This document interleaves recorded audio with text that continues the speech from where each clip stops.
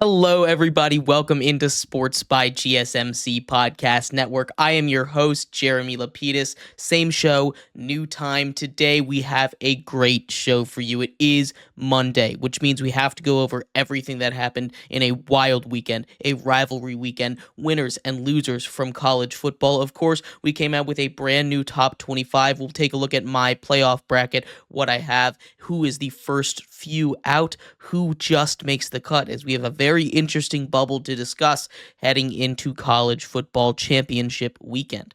Outside of that, also much to talk about in the NFL. The Bears, since we last talked, have fired their head coach, Matt Eberflus. We will talk about what that means for him, for the Bears, and for the future of that organization, as well as a little bit on Monday Night Football. But before we get into any of that, remember, if you would like to be an even bigger part of the show than you already are, all you need to do is go to gsmcpodcast.net. Or if you are on YouTube, you can use that super chat feature. If you do either of those two things, a message should pop up on the bottom of the screen for you, me, and everybody else around the world to see. If you do have a burning question about sports, anything at all that you would like to ask, go ahead and throw that in the comments. Throw it in the chat. I will get to it as soon as I possibly can. I appreciate everybody so much for sticking around, talking some sports with me here on a beautiful Monday, December 2nd.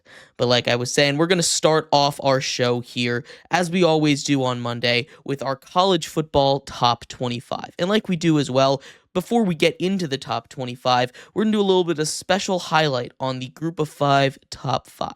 So like I said, starting off, the top 5 group of 5 teams. This one has maybe the most movement that we've seen just about any week. We still have the same team at the top in Boise State. They've been at the top ever since we've started doing this. There was some very interesting conversations over the last couple of weeks, but movement outside of number 1 for all 4 positions. At number 5, Army slides down to there. We had a team jump over them after a performance this weekend. Army continues and will continue to be a very talented team. They are going to make the American Conference Championship game. That's just not going to mean as much after Tulane at number 4 lost to Memphis, the number 3 team. Memphis was a team that the first time we did our group of 5 top 5 ranking cracked, I believe, at number 3. This is a team that has been trending as one of the best group of 5 schools for a pretty long time. They get a huge win over a Tulane team that I thought if they had won out, there was a real shot at them taking away a bid from the Big 12.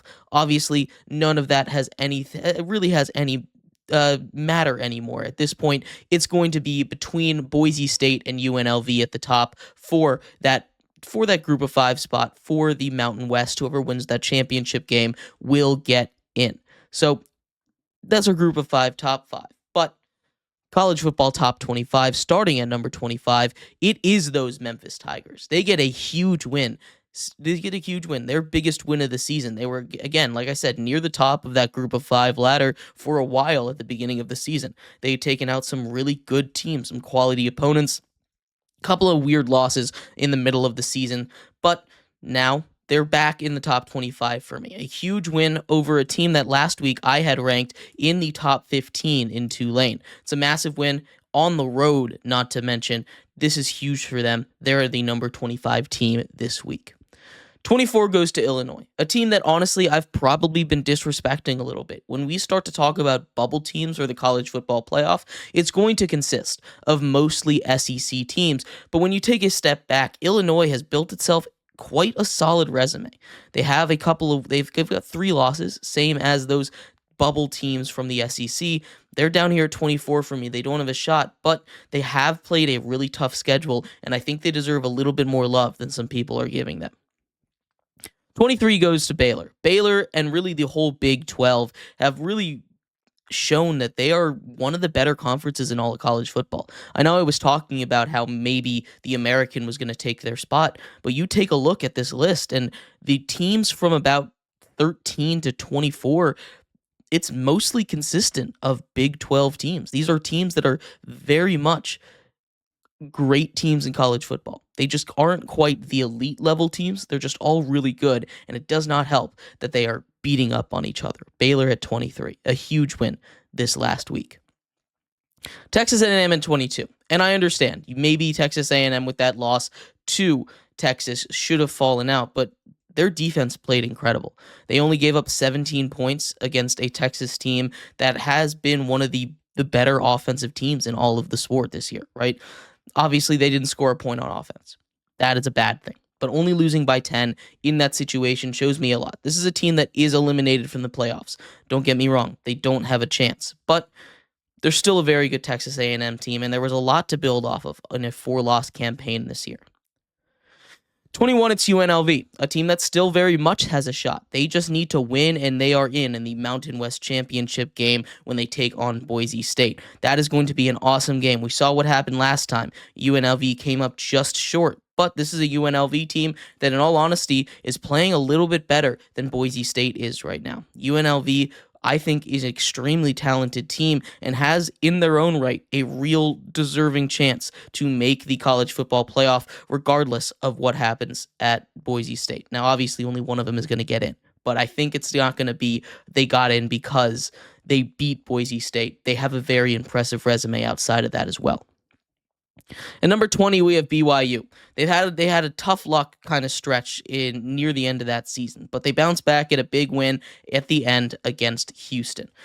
This is not the way that they thought this season would end. They're on the outside looking in. They're not going to find a place in the playoffs, but a successful season for BYU in the Big 12.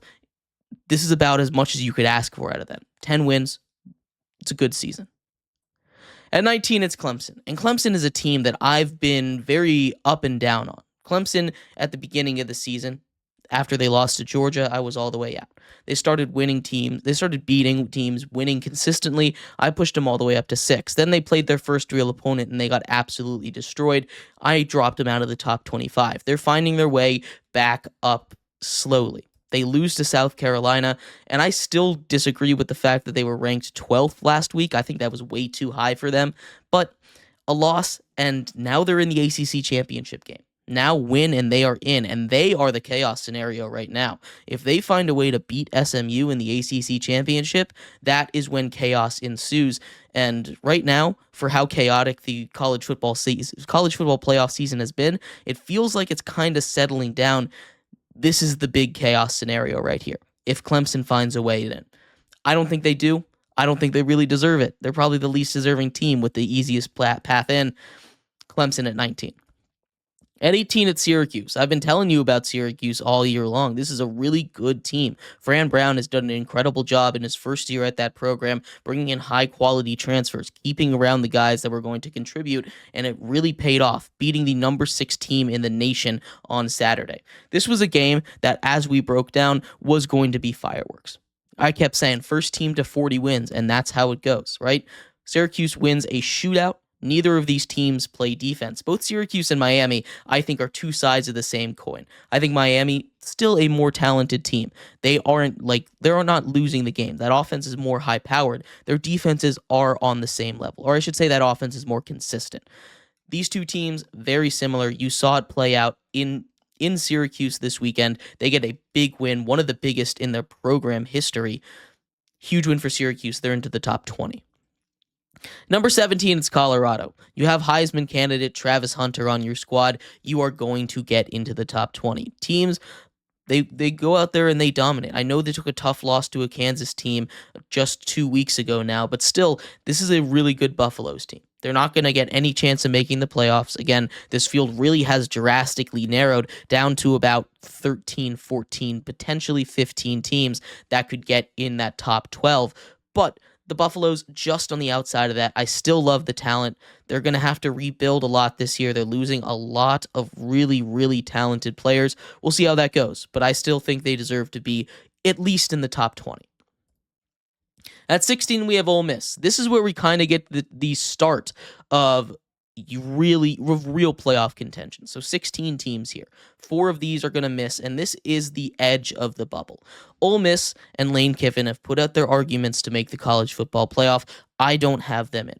They've taken too many bad losses right now, and I just don't believe in this team whose biggest win is in overtime against LSU, right? This is not a team that I really trust that much heading into the college football playoff. They just haven't been as consistent as I want them to be. They play like some of the best. Sometimes they play like the best team on the planet. Other times they just can't beat a bad SEC school. It's hard to tell with this team. Ole Miss at 16. At 15, we have Iowa State. Iowa State, again, they play in their conference championship game for the Big 12. They're not going to be favorites, or at least I don't think they will be favorites. They're a team that has played great football. They got that couple of tough losses against Kansas, when Kansas went and ruined a bunch of really good seasons in the Big 12 just in their last 4 games of the football season. But Iowa State, still a very quality team. They do have a shot to make it in. They don't really have an at-large shot, but I do think they would deserve it if they won that Big 12 conference. 14 is Miami, and they fall 8 spots this week after losing to Syracuse. We all knew what the problem was. It's not like we turned on this game and were surprised by this Miami team, right? You turn on the film, you say, oh, this offense is amazing. Cam Ward can be Superman, but that defense is awful. And that's exactly what played out, right? They could not stop a nosebleed in that second half. They did not stop them a single time in that second half. Outside of a forced fumble that was caused, there was not a single stop by that defense. I really did not like the decision to kick a field goal with the way that defense had been playing. I would have gone for it all, 4th down and goal from the 10. They obviously did not decide to do that, and hindsight is 2020. You can say what you would, but you can say what you want. I can say, "Oh, I'm right about all this," and you can, decide what you would have done there. But I think that was a mistake by Mario Cristobal, and I think that's one that's going to haunt them and make them miss the college football playoff this year. At 13, it's Alabama. Alabama is right there on the bubble. They are the first team out for me. Alabama is a good team, right? They are. They beat Auburn, but you can tell when it's a good Alabama day and it's a bad Alabama day. What I want in my playoffs is consistency. So Alabama is that first team out in a chaos scenario, they'll get in. But if everything ends as it's expected to, Clemson loses in the ACC title game, Arizona State wins in the ACC title game, and everything just kind of plays out the way that it's projected to, I see Alabama just on the outside looking in. I know the AP has it the other way, but the way that it is, I cannot put Alabama in the playoff. When they get the legs of Jalen Milroe going, they are incredible. We saw it. Another 3 touchdowns on the ground for him against Auburn. He obviously did what he did against LSU a couple weeks ago, but we also see performances like of his, like against Oklahoma. They couldn't get anything going through the air because he wasn't effective on the ground. And when he's not effective on the ground, that entire offense grinds to a halt. That's not necessarily a bad thing. When you have a great quarterback like that and he's not having his day, you're generally not going to have your day. But the issue is it's happened 3 times now. And it's happened in 3 very inopportune times. It's just not something I can really accept in the college football playoff right now, especially ahead of a team like South Carolina.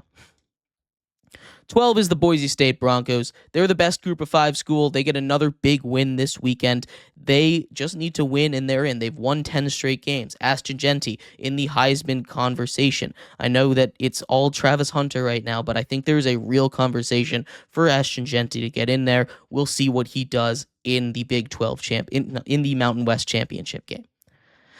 At 11, it's those South Carolina Gamecocks, and this is where the bubble ends, right? At number 11 for me. South Carolina is the best team that is currently with 3 losses in the entire nation. And for me, it's not really even that close. What Lenore Sellers has been able to do with that team in late game situations, even against Alabama. Honestly, South Carolina should have won that game against Alabama. There was a bad decision made. They got that onside kick. They missed the field goal to win the game. They end up losing by 2. They have not lost to anybody bad. Alabama, Ole Miss have both lost to bad teams. And you can say, oh, Alabama and Ole Miss have both beat this team. But who's playing the best football right now? You can't look at me with a straight face and say Alabama or Ole Miss are playing better football than South Carolina right now, and that South Carolina strength of schedule is just better than theirs. It just simply is. This is a South Carolina team that I have a lot of issues with if they don't make the college football playoff. This is a great South Carolina squad, and I don't see the argument for why they shouldn't get in, if I'm being completely honest with you. Getting into the top 10, though, we have those Sun Devils of Arizona State, a massive win over an Arizona team that's been struggling. I don't think they have a win in Big 12 play, but Arizona State does its job. It clinches a spot in the Big 12 title game. They are the best team in the Big 12 right now. And the Big 12, like I said, is a very talented conference. I believe they actually have the most teams in my top 25 right now, or at least it's very close with them. This is a very, very good conference. Arizona State is the best of them, and it's a great story. I hope they find a way in. They're going to have to win because there's not going to be any extra spots for the Big 12. At number 9, it's the Tennessee Volunteers. That defense is awesome. Nico Ionvaleda continues to play great football. He's been getting better and better as time continues down the stretch this season. A big comeback win for him and the Volunteers against Vanderbilt, who had a very solid season this year. Excuse me. Tennessee, while they're not in the SEC playoffs, in the SEC title game, I think they're one of those teams that has clinched the spot. They're the furthest down on the totem pole that I think has clinched the spot for me. Tennessee is a lock to make the playoffs, disregarding any kind of extra chaos that makes the world fall upside down and some crazy stuff happen. And number 8, another team I think should be locked in. Not 100% is, but SMU. They are the best team in the ACC. They have the best combination of offense and defense. They should destroy Clemson, honestly. Clemson just has not shown they've been able to play with the big boys, and outside of a loss in week 1 against BYU, SMU has been perfect all season long. SMU is a great college football team. They are going to make the college football playoffs. I hope they will, even with the loss. I don't think they will, but maybe they do. SMU at 8. At 7, it's Indiana, another team that is locked in there. They finished their season with a 66-0 rout of Purdue. Huge game for them. They finish at 11-1, the best record in the history of their program. They have Coach of the Year, Curt Cignetti. This is a team that, as we saw against Ohio State, will be bullied up front if they go up against a team that has that strength in the trenches. But if you don't beat them like that, they are going to be very dangerous. That defense and that offense are very, very potent if you let them not get bullied in the trenches. At number 6 is Ohio State, a brutal loss, maybe the worst loss of the entire season, in the entire nation all year long to Michigan. They looked out of sorts. They looked out of sync. Nothing was going their way. They could not get anything going the entire day, and they lose to their rivals for the 4th straight season. The last time that happened, 1988 to 1991. 4 straight years. It has not happened in over 30 years. They have been dominating this rivalry. This was a Michigan team that really should not have made a bowl game. If they had not won this game, they wouldn't have made a bowl. They shouldn't have won this game. They came out there and they played their brand of football. They ran the ball down the other team's throat, and they didn't even do it that effectively, if I'm being honest. That was a great performance from the Ohio State defense, limiting them to 13 points. There were 2 missed field goals. That's not the big story, though. Ryan Day loses yet another game, and Ohio State falls all the way out to 6. I don't know if they're hosting a game. They're not going to be in the Big Ten conference title game. I think they're still a lock, though. I think they still did enough to get in. Into the top 5, it's Georgia. They struggled against a quality Georgia Tech team. Haynes King did his thing. He's been doing it all season long. Georgia pulls it out in 8 overtimes. What a way to kick off rivalry weekend, am I right? But Georgia prevails. They get a big win at home. You can talk about the refs. You can talk about the OT rules. Doesn't matter. It was all on the field. They had the same chances. Georgia found a way to win. And like I say, good teams find a way to win regardless of the circumstances. Georgia at number 5. At number 4, Penn State. They found their way into the Big Ten championship game. They will take on Oregon. I'm excited to see what happens. It seems like sometimes rivals can get in your head. We saw that with Ohio State and Michigan. Maybe, even though Oregon is a team that took down Ohio State and Ohio State beat Penn State, maybe that's just, a mental block there. I'm curious to see how Penn State stacks up against Oregon, but both of them should be in regardless. And number 3, it's Notre Dame. And I understand they lost to NIU. Yes, they have a weak strength of schedule, but this is a Notre Dame team that showed me a lot against a USC team that is pretty quality, right? This is a USC team that has beaten some quality teams this season. They're not perfect, don't get me wrong, but that defense of Notre Dame really showed me a lot. 2 long pick sixes for them. This is a Notre Dame team that's playing better than just about any team in the nation right now, and they deserve to be in the playoff. They deserve to be in the top 5, and I will die on that hill. At number 2, it's Texas. Again, they just keep winning games. It's not always the prettiest. The offense doesn't always look the best, but Quinn Ewers went out there toughed out an injury. They have Arch Manning back there who's come in and been competent in football games if they need him to be. They obviously have that blemish on their resume with that loss to Georgia. That's a tough one. Georgia hasn't been playing its best football, and even in that game, they didn't play their best football. But Texas Longhorns, their defense has been really, really impressive. The way that they're just able to keep their team in the game, even when the offense isn't doing what it needs to do. Texas is at number 2. And at number 1, it's the Oregon Ducks, the one and only undefeated team in the entire nation.